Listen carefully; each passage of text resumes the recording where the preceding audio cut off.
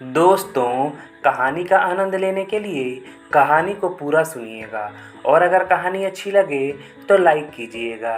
Channel को subscribe नहीं किया है तो चैनल को सब्सक्राइब कर लीजिएगा। तो चलिए स्टार्ट करते हैं। साक्षी ने जैसे ही दरवाज़ा खोला वह चौंक कर 2 कदम पीछे हट गई। सामने खड़ा टोनी बगैर कुछ कहे मुस्कुराता हुआ अंदर दाखिल हो गया। तुम यहाँ पर? साक्षी चौंकते हुए बोली। क्या भूल गई अपने आशिक को? टोनी ने बेशर्मी से कहा।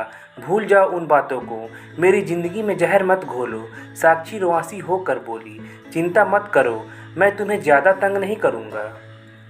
लो यह देखो, टोनी ने एक लिफाफा साक्षी को देते हुए कहा। साक्षी ने लिफाफे से तस्वीरें निकाल कर देखी तो उसे लगा मानो आसमान टूट पड़ा हो।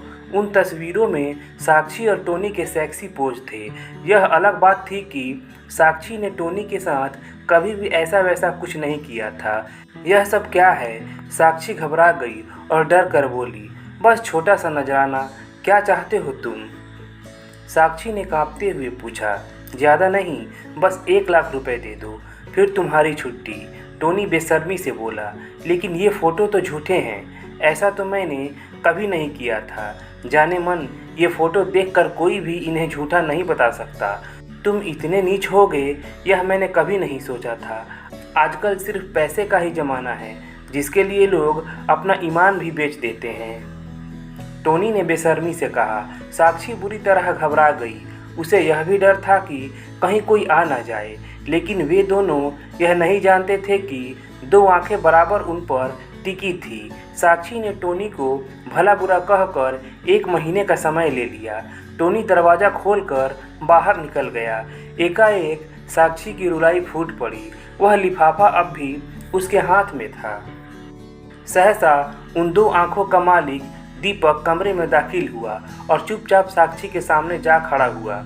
उसने हाथ बढ़ाकर वह लिफाफा ले लिया। देवर जी तुम? साक्षी एकाएक उछल पड़ी। जी, यह लिफाफा मुझे दे दो प्लीज़, साक्षी काँप कर बोली।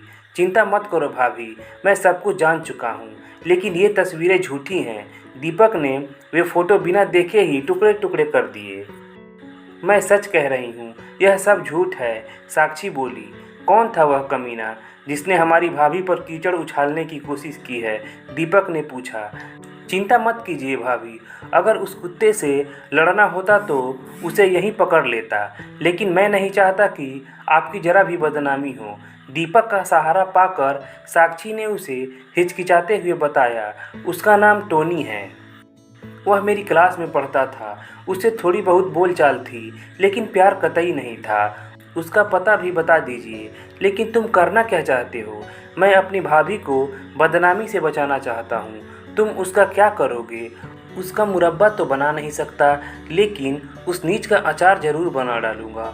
तुम उस बदमाश के चक्कर में मत पड़ो, मुझे मेरे हाल पर छोड़ दो। लेकिन दीपक के दबाव डालने पर साक्षी को टोनी का पता बताना ही पड़ा।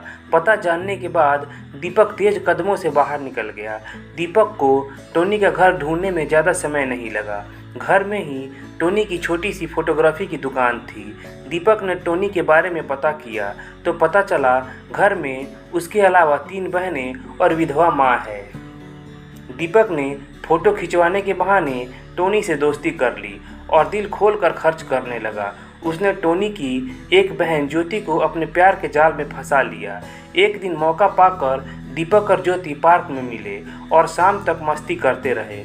उस दिन टोनी अपनी दुकान में अकेला बैठा था, तभी दीपक की मोटरसाइकिल वहां आकर रुकी। दीपक को देखते ही टोनी का चेहरा खिल उठा। उसने खुश होते हुए कहा, आओ दीपक, मैं तुमको ही याद कर रहा था। तुमने याद किया और हम हाजिर हैं, हुक्म करो। दीपक ने स्टाइल से कहा। बैठो यार, क्या कहूँ, शर्म आती है। बेहिचक बोलो, क्या बात है? क्या तुम मेरी कुछ मदद कर सकते हो? बोलो तो सही, बात क्या है? मुझे 5000 रुपये की ज़रूरत है, कुछ खास काम है। टोनी हिचकिचाते हुए बोला। बस इतनी सी बात? अभी लेकर आता हूँ। दीपक बोला और 1 घंटे में ही उसने 5,000 की गड्डी लाकर टोनी को थमा दिया। टोनी दीपक के एहसान तले दब गया। कुछ दिनों बाद ज्योति की हालत खराब होने लगी, उसे उल्टियाँ होने लगी।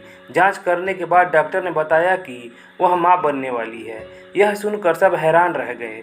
ज्योति की माँ ने रोना शुरू कर दिया, लेकिन टोनी गुस्से में ज्योति को मारने दौड़ पड़ा। ज्योति लपक कर बड़ी बहन के पीछे छिप गई। बता कौन है वह कमीना जिसके साथ तूने मुंह काला किया? टोनी ने सख्त लहजे में पूछा।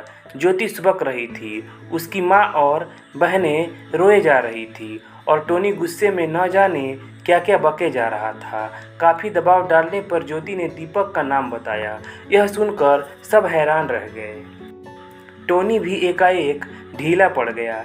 दीपक को घर बुलाकर बात की गई, लेकिन वह साफ मुकर गया और उसने शादी करने से इनकार कर दिया। एक पल के लिए टोनी को गुस्सा आ गया और वह गुर्रा कर बोला, अगर मेरी बहन को बर्बाद किया तो मैं तुम्हारा खून पी जाऊंगा। तुम्हारा क्या ख्याल है कि मैंने चूड़ियाँ पहन रखी हैं? दीपक सख्त लहजे में बोला।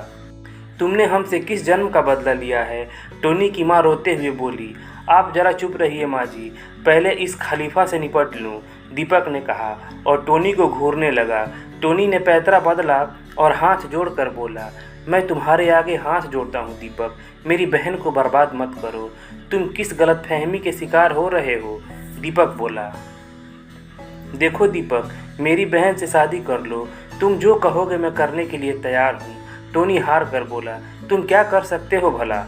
तुम जो कहोगे मैं वही करूँगा।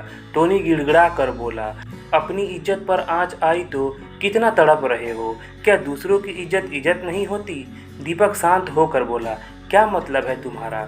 टोनी बुरी तरह चौंका। अपने गिरेबान में झांक कर देखो टोनी, सब मालूम हो जाएगा। एकाएक दीपक का लहजा बदल गया। टोनी सब कुछ समझ गया। उसने माँ और बहन को बाहर भेजना चाहा, लेकिन दीपक उन्हें रोक कर बोला, अब डर क्यों रहे हो? घर के सभी लोगों को बताओ कि तुम कितनी मासूमों का बसा बसाया घर तबाह करने पर तुले हो। तुम कौन हो?